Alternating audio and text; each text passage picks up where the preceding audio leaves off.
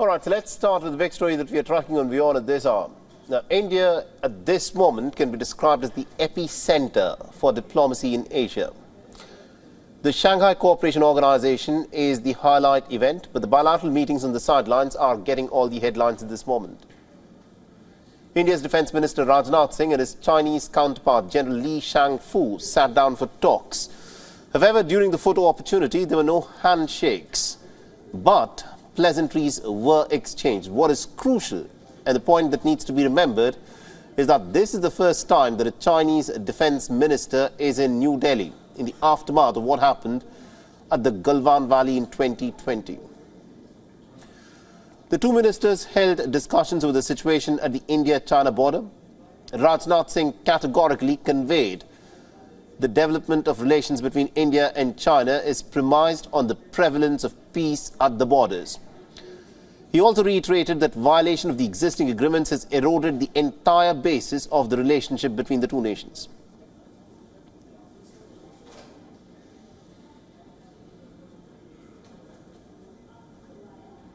Chinese defence ministers today held their in-person bilateral meeting in the Indian national capital, Delhi. Now, India clearly told the Chinese side that when it comes to situation at the border, it impacts the entire bilateral relationship and all issues at the line of actual control need to be resolved as per the existing agreements. In fact, the Indian defence minister highlighted how there have been violation of existing pacts that has impacted the relationship, but essentially there was no expectations when it comes to big breakthroughs when it comes to this specific meeting, but largely the fact that both ministers have met in person in Delhi is significant development for a relationship that has seen a steep fall.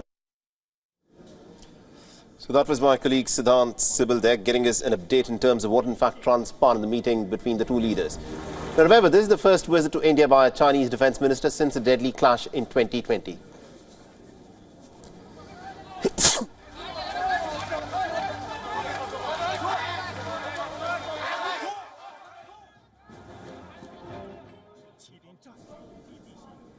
In the deadly clash in 2020, at least about 20 Indian soldiers and about 4 Chinese soldiers were killed. The 4 casualty figures claimed by the Chinese, although the American and Russian intelligence figure states that anywhere from 35 to 45 Chinese soldiers had been killed at the Galwan skirmish between the Indian and the Chinese soldiers.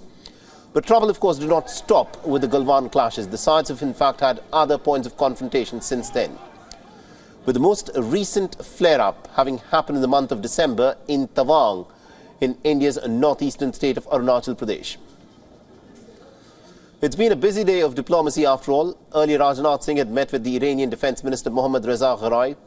He'd also met with the Tajik Defence Minister Colonel General Shirali Mirzu, and he'd also held talks with Colonel General Ruslan Zakhslikov, who's the Defence Minister of Kazakhstan. But tomorrow is going to be another power-packed day for diplomacy. For the first time since the war broke out in Ukraine, Russia's Defence Minister Sergei Shoigu is visiting India. New Delhi has long-standing ties with Moscow, and the country's neutral stance on the war has, of course, complicated India's equation with the West. But India has made it quite clear that it does not toe anyone else's foreign policy lines, and it pursues what is known as strategic autonomy in dealing with both the East and the West. India, remember, has held its ground and has said that talks are the only way of ending the war. The Indian Prime Minister has maintained that this is not a time for war and imperialism and expansion. The theme of India's 2023 chairmanship is Secure SEO. India assumed the chairmanship of the grouping last year. The SEO policies aim to respect sovereignty and territorial integrity. The Shanghai Cooperation Organisation Defence Ministers meeting will take place tomorrow, that is Friday, in the Indian capital, New Delhi. And what is also interesting is that Pakistan, remember, is also a member of the SEO, and Pakistan's defence minister will also be attending the meetings tomorrow, but he, of course, would do this virtually.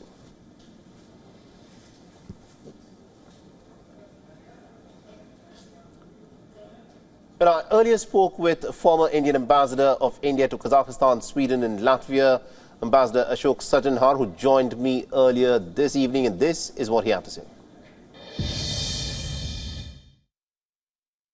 You know, the Shanghai Cooperation Organization, it does present a platform. It does present a possibility that, the two leaders at different levels can meet. For instance, right now, it is the defense ministers of the SCO countries who are here. In another few days, we'll have the foreign ministers also of SCO countries coming here. So the Shanghai Cooperation Organization annually have these meetings, and they do provide a platform. You would recall that even in 2020, in September 2020, when Russia was the chair of the SCO, then in Moscow, our Raksha Mantri and the then Chinese defense minister had met, and also our external affairs minister and the Russian and the Chinese foreign minister had also met. So the possibilities are there, but in terms of whether any breakthrough is possible, whether any both the sides have met today, both the defense ministers have met today. We'll wait to see whether there was any breakthrough. But I think from the Chinese side, whatever we have been able to make out over the last few weeks and months, there have been unnecessary additional provocations rather than any feelers that there might be some toning down of Chinese provocations on the line of actual control. So I think that, first of all, thank you for having me here. And I think that this summit is another opportunity for Russia to show that Russia have crucial partners in all spheres of cooperation. I mean, security, politics, economics, and it has parties to have dialogue with. And I think that the defense minister would be glad to share his views on special military operation, on current situation in the world, to share his views on military aspects of cooperation and experience got in Ukraine. WION is now available in your country. Download the app now and get all the news on the move.